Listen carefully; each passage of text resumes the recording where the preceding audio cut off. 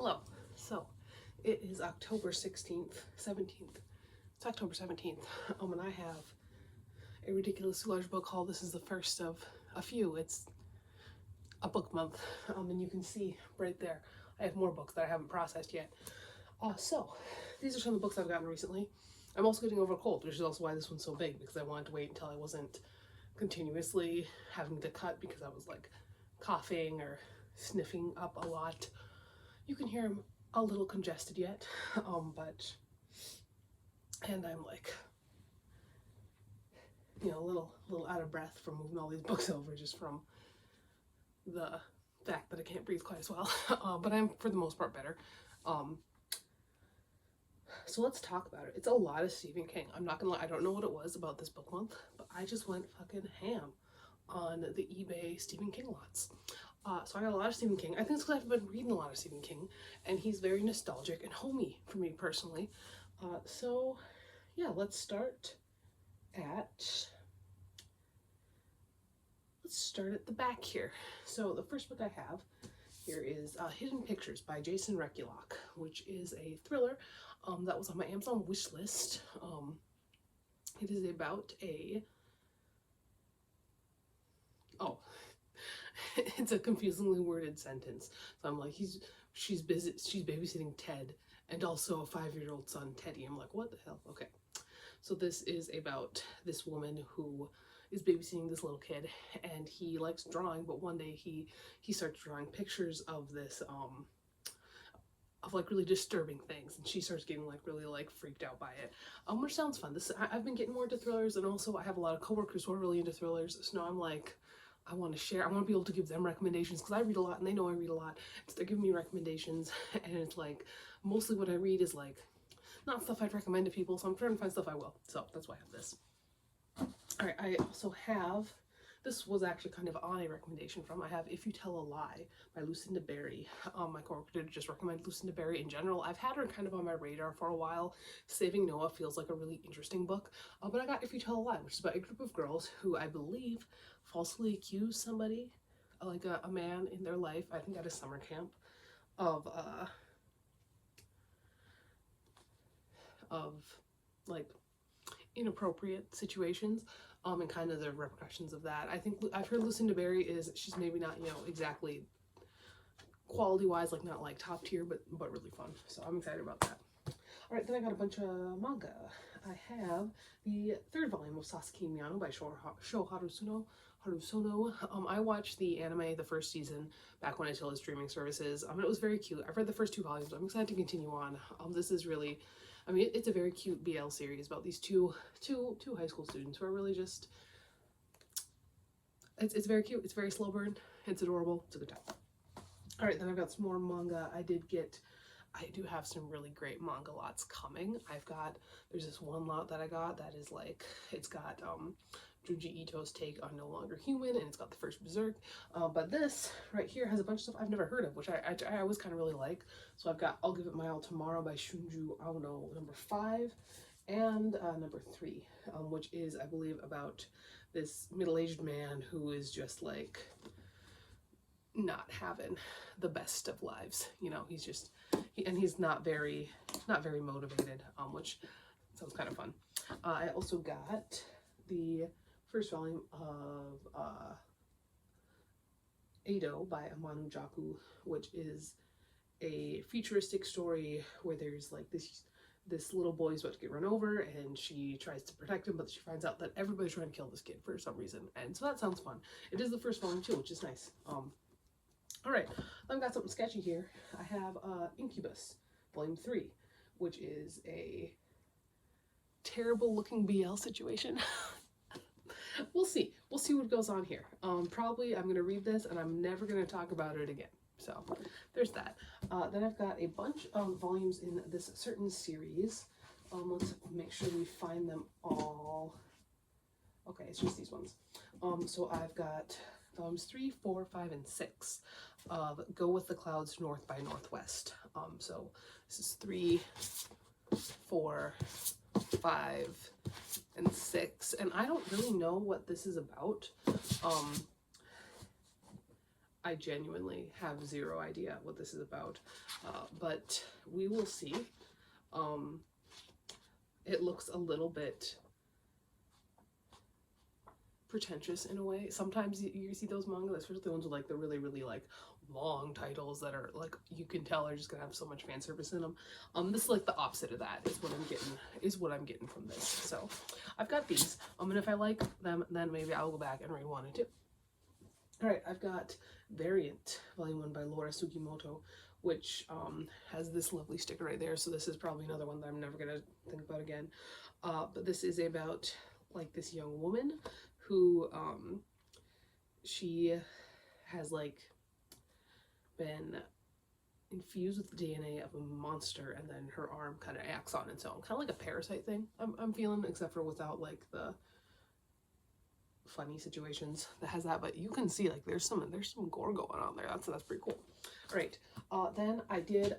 Gary D. Schmidt put out a new book, and he is, I think, one of the best middle grade authors that's writing at this period in time. He put out Jupiter Rising, which is the sequel to Chasing Jupiter, Orbiting Jupiter, which was heartbreaking and really sad. Orbiting Jupiter is about this boy who his parents take in a foster kid, and this foster kid has been through some pretty rough stuff, but he is also like a 13-year-old father of a child. And all he wants is to have his daughter back because he was like in love with the mother who died like giving birth to her, because they were, you know, literal children. So this takes place after Orbiting Jupiter, which does have a very tragic end. And I am excited to read it because, like I said, Gary D. Schmidt is probably the best author writing middle grade fiction today. And I'm so glad he's still putting out books, because the man is not like exactly super young, you know? I mean, he's not ancient, but he's not super young, so I'm excited that he's still putting out stuff. All right, then I've got the second volume in The Yakuza's Bias by Teki Yatsuda, which is a very funny series about this Yakuza member who becomes obsessed with K-pop. It's a very funny series, and I'm excited to have it. All right, then I've got If Only I Had Told Her by Laura Nolan. I read If He Had Been With Me, and it was exactly what I expected it to be. It is very of its time. It's very Twilight core, but it was good enough that made me want to read the second book too. So we'll see. We'll see how this goes. All right, then I've got This Wretched Valley by Jenny Kiefer, which I've heard isn't like very good, but it is a kind of horror that I'm really into, which is more like survival wilderness horror sort of thing. I nearly died in fucking Arches National Park this past summer, and that's even renewed now. So no, like anything with like national parks, national forests, national trails, anything like that, any sort of wilderness situation, I kind of eat it up. And this is about a group of like climbers, and this girl wants to be like the first one to climb this certain cliff in Kentucky. But then it says 7 months later, 3 bodies are discovered in trees just off the highway, and Dylan is still missing. And I heard this is also kind of inspired by like the Dyatlov Pass incident, which could be kind of fun. So there's that.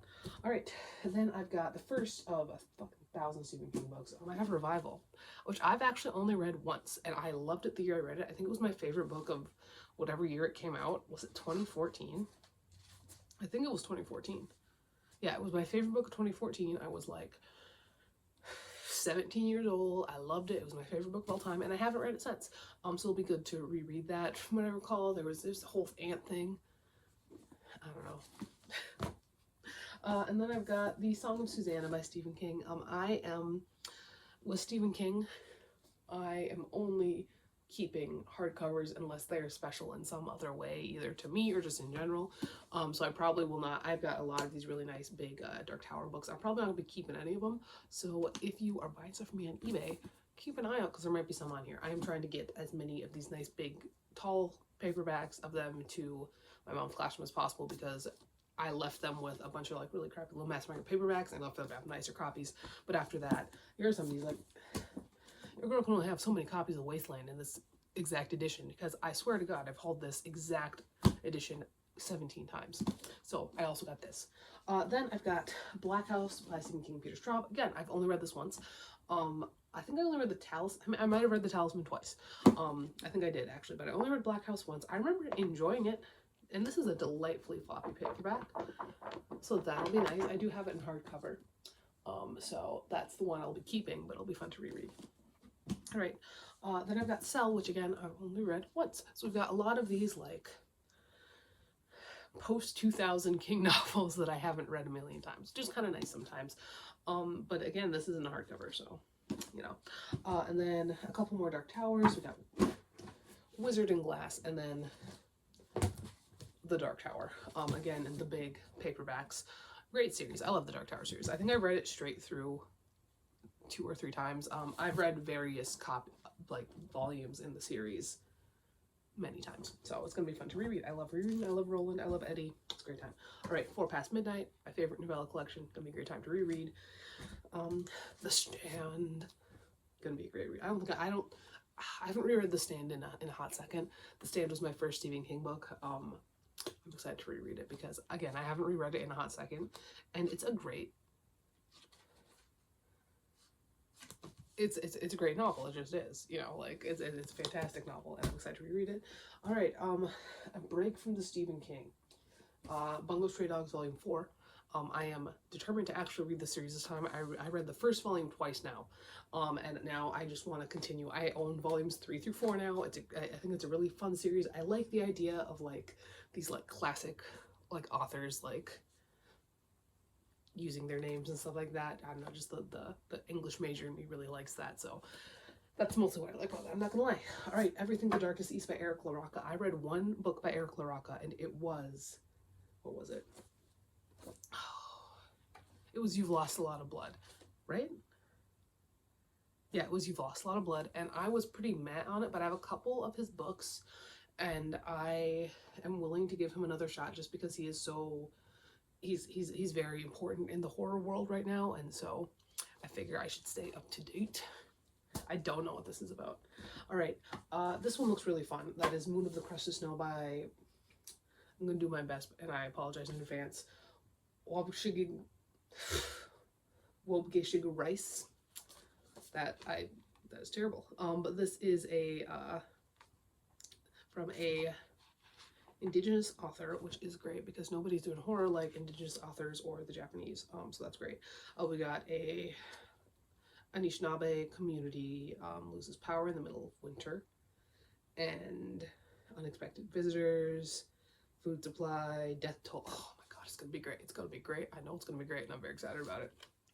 All right, these next 2 are rereads. One of them I'm very excited about, and that is The Troop by Nick Ketter. I love The Troop. I've read it twice. It is one of the inspirations for my novel Guillaume, which is Lord of the Flies plus Exquisite Corpse, and it gets very bloody, and I love The Troop, and I love Ephraim, and there's even a character in Guillaume that is kind of named after Ephraim. It's not really, but like I was looking at list of names, I was like, oh, that one reminds me of Ephraim, and he was my favorite character in The Troop, so I'm naming this kid that, so that was fun. But no, I love The Troop. I think it's a great book. It's the only book I've read by Nick Cutter, even though I own literally all of them in the book wall, but I'm just like, I don't want to jinx it because The Troop was so good. The other one is The Cabin at the End of the World, which I read and was fine with. But recently I read The Pallbearers Club, which I read and really enjoyed. But like it wasn't a horror novel, and so I'm interested to go back on this one and reread it with that in mind, because like The Pallbearers Club wasn't a horror novel. Was this actually a horror novel, or did he just get like pigeonholed? I don't know. I guess we'll see. I'm not saying that books have to be horror novels for me to enjoy them, but I want to see if they're doing to Paul here what they did to Mr. King. All right, the little 4th part of The Green Mile, The Bad Death of Edward Delacroix. We got Mississippi Sissy by Kevin Sessoms, which is a memoir of this young man growing up gay in Mississippi. A couple more parts of The Green Mile. We got Coffee on the Mile, we got Night Journey, and we got Coffee's Hands. And then we've got another fucking copy of Wizard and Glass, but this one in a little paperback. All right, then I've got a bunch more paperback Stephen King's, and these are all in the fun like 80s, not really 80s, but more like the 90s mass market style, which I really like. I like it more than the 2000s one, which is what I kind of grew up with. See if I have. There's one, so I can show you. So like this is the 2000s one. And this is the one that I grew up with, are these ones, and I think they're so boring. So this is road work. Do I? Oh, it'd be better if I had road work in this style, but I don't. Night Shift in the 90s one, which I like a lot more. So this Night Shift is road work. I've also got thinner. I have this fun little edition of The Green Mile. I've never read The Green Mile like in like a one book, because I have it, my copy of it that I have is in like the little serials, so that'll be fun. I have this looks like a movie cover of Misery. I've got the 90s edition for Gerald's Game, which is, fun fact, one of the few Stephen King books I haven't read. I started listening to it on cassette, but I just never listened to audiobooks enough to ever finish it. So I got this. The Running Man. I believe this is an 80s edition of Cujo paperback. Needful Things, which is one of my favorites, and I'm excited to reread. A movie cover for Hearts in Atlantis, which is another one of my favorite Stephen King novella collections. The 2000s Girl Who Loved Tom Gordon. This is another one that I've only read once. It's one of those like post-2000 King books that I haven't read a million times. The 90s version of Misery. I've got 11/22/63, which my copy of this one is like annotated by me and a couple of college roommates. So that's the one I'll be keeping. Even if I ever at some point do get a hardcover of 11/22/63, I don't think I'll ever let that one go. And this one's not even a hardcover, so there's that. You can't get away from these tall Dark Tower books, man. You just can't. Okay, and then you know what we're gonna grab? I got 2 more Stephen King books. I'm gonna grab those. I got Firestarter, which again I've only read once, so that'll be fun to read. I do like this edition. This is your I believe these are the 70s ones. You see this like Salem's Lot in this edition and stuff. 80s. This is 80s, like late 70s, early 80s editions. That this looks like the Salem's Lot and stuff like that. And Lisey's Story, which is another 2000s one that I've only read once. All right, and then I've got a couple that have nothing to do with Stephen King.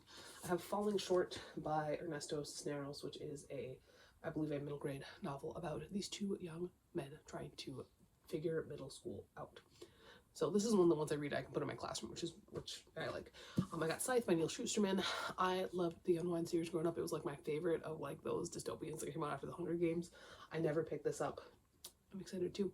World Where Nobody Dies, so somebody's got to start killing people. And then I did get How to Sell a Haunted House by Grady Hendrix. I've enjoyed the Hendrix that I've read. He's not like my favorite, but like I've enjoyed it. And I believe I got this off of Book Outlet, so like I just saw it and I was like, what the hell? So yeah, there's that. There'll be more. That's what we got right now. I gotta figure out where to shove these at this point. So that is that. Goodbye.